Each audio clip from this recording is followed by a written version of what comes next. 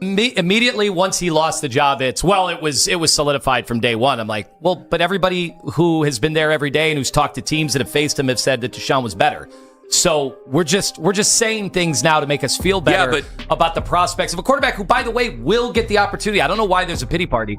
You know what? Honestly, at this point, I just don't even care. It doesn't matter. It doesn't. And I'll tell you what, it doesn't matter anymore. And look, we know. Look, I am a believer in Shedeur Sanders. I'm a believer in the way he's been brought up in the game of football, and I believe, given a fair and equitable shot, I do believe that he is someone who has starting potential. The Browns don't believe that, though. They have already delivered that message. They don't believe it. And we know that Deshaun is not the long-term answer. So to me, it doesn't really matter. This is going to be nothing but apathy just flowing through the streets of Cleveland this year because they've already turned the page to 2020. At this point, the belief around Deshaun Watson is pretty clear. Because outside of the Cleveland media, there aren't many people who think he's done enough to deserve that starting job for the Cleveland Browns. With all this going on, with them protesting outside. When a person get hurt, especially for your own city, and they cheer. It appeared to be, as Cleveland's going to maintain possession. You see, oh boy, you see the buckle of his right leg. My goodness. Because Deshaun is a starter, there's only one thing that's going to make them forget that he is a starter is the fact that he's starting and we're winning. Well, wait a minute.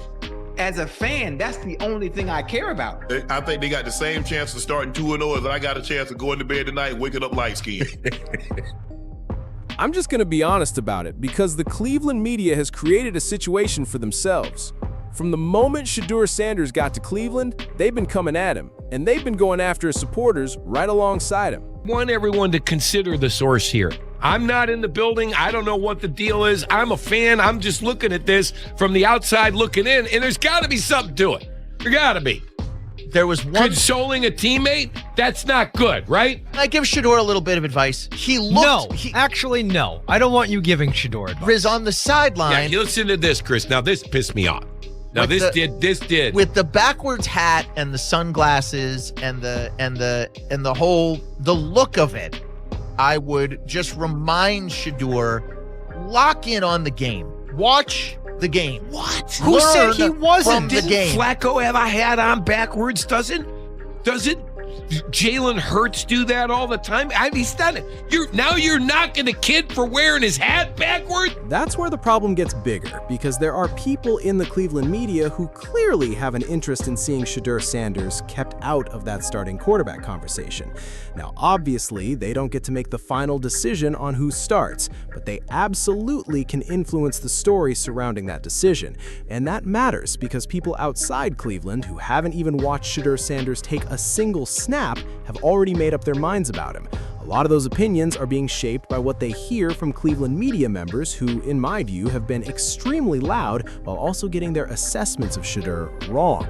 And that criticism hasn't just been about practice either, because they've carried the same narrative into what Shedeur Sanders has done during the preseason. Is he playing on time? I think this is probably why he lost the job to Deshaun. Rarely is a play getting operated like it's supposed to be operated. Your read is 1, 2, 3, that ball's got to come out. You've got a bunch of young receivers and you've got a bunch of young skill position guys. Deshaun Watson's delivering it on time and he's putting it in the right spot more often than not. Shedeur, antsy in the pocket a little bit, wandering eyes. Those are things he can improve at. You've seen it in the preseason. He's seeing the field a little bit better. Outside the numbers, 10 to 20 yards, you just don't see Shedeur throw it out there much. Preseason, what do we see right away? He gets a little comeback to the left side in that range. He has the arm to do it. He has the talent to do it. We just got to see it a little bit more. I think that what Ryan Fitzpatrick just gave us, though, was kind of an inside glimpse as to why Shedeur wasn't day one. And it wasn't conspiracy. It wasn't preconceived notions. It wasn't nastiness. I think he gave it why. That's why, like, listen, I called it a race to the bottom because that's kind of what it is in so many ways. I think we've turned this into a huge, nasty gutter fight over a couple of guys that probably won't be here next year. If the fans are all in Shedeur's corner and they all want him to play, right? Mm-hmm. But all he needed to do was come out and look better than Watson, and he really didn't, according to everybody who's been there. And, that's what we just played the clip, detailing the differences between the two. And again, Fitzpatrick's not saying Shedeur can't get there eventually, but he's not there now. this was a golden opportunity for him to be able to win one of the easier jobs there is to win in the NFL. And if he couldn't win it here, he wasn't going to win it anyway. So when people turn on Cleveland radio, this is the kind of message they're hearing, and that helps explain why so many comments come from people who aren't even Shedeur Sanders fans. Some of them may simply be Cleveland Browns supporters, but they're still forming opinions without actually having enough information, because they're repeating what they've heard from certain media personalities. The idea that if Shedeur Sanders couldn't win the job here, then he couldn't win it anywhere is honestly a ridiculous argument.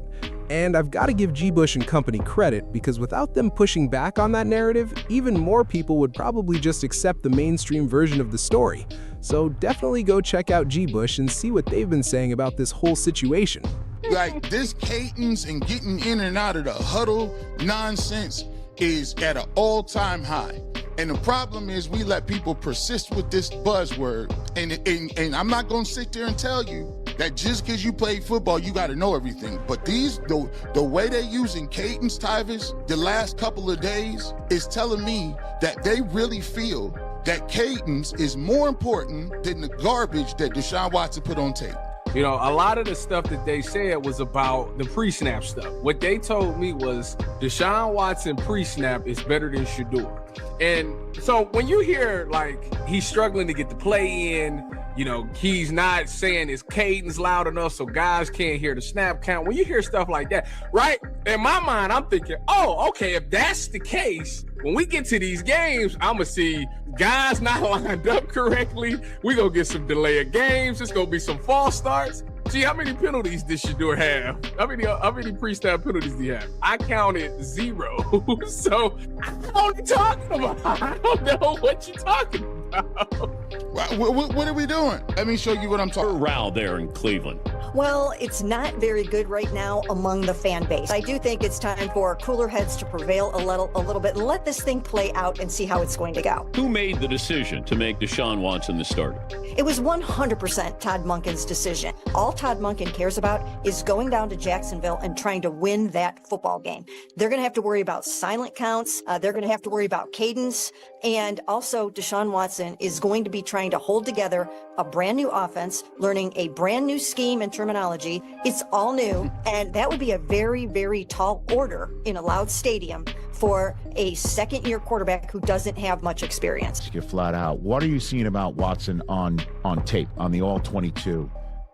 You're already shrugging your shoulders because, it's not like he's lit it up, right? So what have you seen that Todd Monken at least can hang his hat on here to announce him as the starter, Chase? Not a lot to be completely honest. Look, I haven't been around practice, sure, right? So practice in general, like, you got to play well in preseason, but that's only, I think Deshaun's had 27 reps or 32, something along those lines in actual preseason games, because I don't know. You watch the game and it's safe, it's underneath throws, it's missing easy ones, it's feels like he's comfortable within the offense. And then you turn on Shedeur, which automatically, like, obviously they were fighting back and forth, and Shedeur's taking shots down the field. He's taking more chances, obviously those 2 interceptions. But I was really, really surprised that Deshaun was named the starter.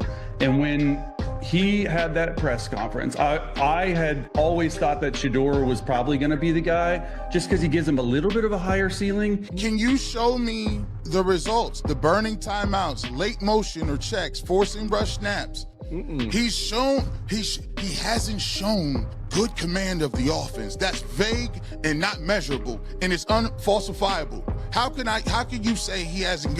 What is command of the huddle? Did he make the right check? Did the players line up correctly? Did he handle the pressure?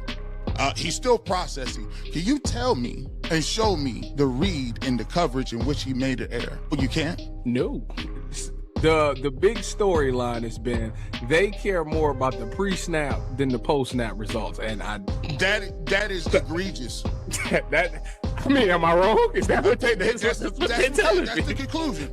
You care more about the pre-snap than the post-snap result. I don't get it. At some point, somebody's story isn't adding up, and I'm much more willing to trust the people who never tried to convince me that Dillon Gabriel was some kind of supercomputer, or that he was clearly a better quarterback than Shedeur Sanders.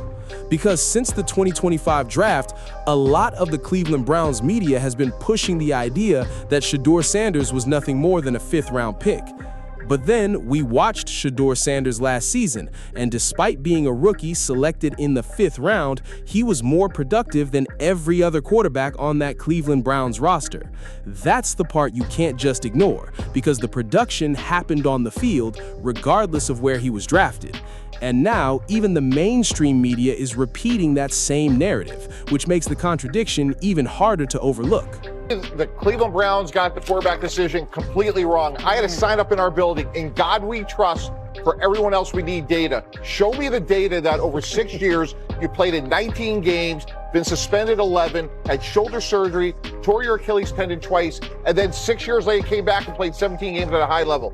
Shedeur Sanders, to me, has really compelling upside. I know it hasn't been perfect. Most young quarterbacks are a little bit bumpy, but he has real upside. Where are we going with free agent to be Deshaun Watson? I'm with you, Lewis. I mean, you go to training camp and the stands are packed every single year in Brea, Ohio. It is a special place. To say they shouldn't go to games is easier said than done. They love football there. They can't live without it.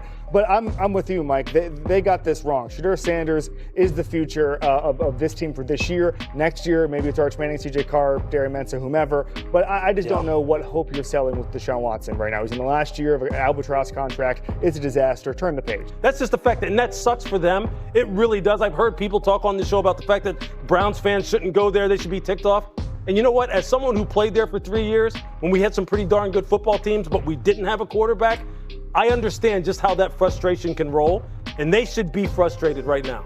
And on this particular point, I'm completely with Louis Riddick, because his argument makes a lot of sense here. A lot of people keep saying the Cleveland Browns and Jimmy Haslam had every reason to put Shedeur Sanders in the starting lineup if they truly wanted to. The argument is pretty simple. Starting him could mean more jersey sales, more fan excitement, more attention, and potentially more ticket interest. So from that perspective, people believe the Browns had plenty of financial and business incentives to give the job Shedeur. The whole thing was set up. How easy would it have been for this directive coming from the Haslams? How easy would it have been to go with the guy that could sell all the jerseys, that was a fan favorite? You and I have been lockstep on that one. This would have been the easiest thing in the world, but he wasn't good enough, so they couldn't do it. So they couldn't even get him ready for week one. And this is where I think that whole argument starts to fall apart. Because if you understand what Eric Dickerson told us, then you already know this wasn't simply about football. The decision to draft Shedeur Sanders in the 5th round and send him to the Cleveland Browns didn't look like a purely football-driven move either. You can disagree with me, you can call it whatever you want, but that's how the situation appeared from the outside. It looked like putting Shedeur Sanders and Deion Sanders in their respective positions was about something bigger than simply finding the best quarterback. The argument is that the NFL can always find another quarterback because every year there are several highly regarded college quarterbacks entering the league. So from that perspective, having one specific quarterback isn't necessarily the priority. The bigger priority, according to this argument, is maintaining control and keeping certain people in line. And if that's really the motivation, then it would supposedly matter more than money, jersey sales, ticket revenue, or even winning Super Bowls. Once Shedeur got picked, they all had a call like, so it's cool to get the rest of them. Yeah, we made them wait long enough. Because as soon as Shedeur get picked, 5, 6 other from Colorado get signed. Last but not least, what I'll say is this about that now that we're talking about it. Boomer Esiason, former quarterback, now turned analyst. He's been analyzing since probably he stopped playing 20, 30 years ago. He reported that the owners were telling the GMs to take Shedeur off the draft board. They don't want him on his draft board. That's what owners were telling his GMs. And I don't think that Boomer Esiason would just make up no shit like that. That's really the heart of the issue, because it's hard to understand why the Browns wouldn't give Shedeur Sanders the opportunity over Deshaun Watson after what we've seen so far. Deshaun Watson has given them very little in these first 2 preseason games, and that only makes the decision to keep Shedeur Sanders out of the starting spot harder to explain. Coverage with a zone there to go and kind of forces the football in between 2 defenders. Not a great throw. Ball passes, bounces up in the air. Calls to try to trade back into the back to round 1 for him. We weren't able to strike a deal. Yeah, the room feels good. I talked to a lot of the linemen when they're doing some really good things. A lot of people want to explain the Deshaun Watson decision by pointing to the $47 million the Cleveland Browns owed him this season, basically saying Jimmy Haslam had no choice because you don't pay that kind of money and then sit the player. But we've already seen an NFL team take a financial hit when the football situation wasn't working, because the Denver Broncos moved on from Russell Wilson in 2024 despite taking on $85 million in dead salary cap money. And honestly, Russell Wilson wasn't even playing terribly. He simply wasn't performing at the level of his contract, and Denver decided continuing down that road wasn't worth it. So I don't buy the idea that Watson's salary automatically explains why he was chosen over Shedeur Sanders. To me, another factor is Shedeur's confidence, because everybody knows how much belief he has in himself, and there's no way the Browns aren't aware of that. If you hand Shedeur the starting job from day one and he wins week 1, then wins again in week 2, suddenly that decision becomes much harder to reverse. And if he finishes around 8-8 while showing enough to look like a legitimate quarterback for the future, then the Browns have a completely different conversation on their hands. At that point, drafting another quarterback in 2027 becomes much harder to justify, and so does going back to the fan base and selling them on another major quarterback move. That's the part I think is missing from this conversation, and for me, that's the elephant in the room. Those are my thoughts, but I definitely want to hear what you guys think in the comments.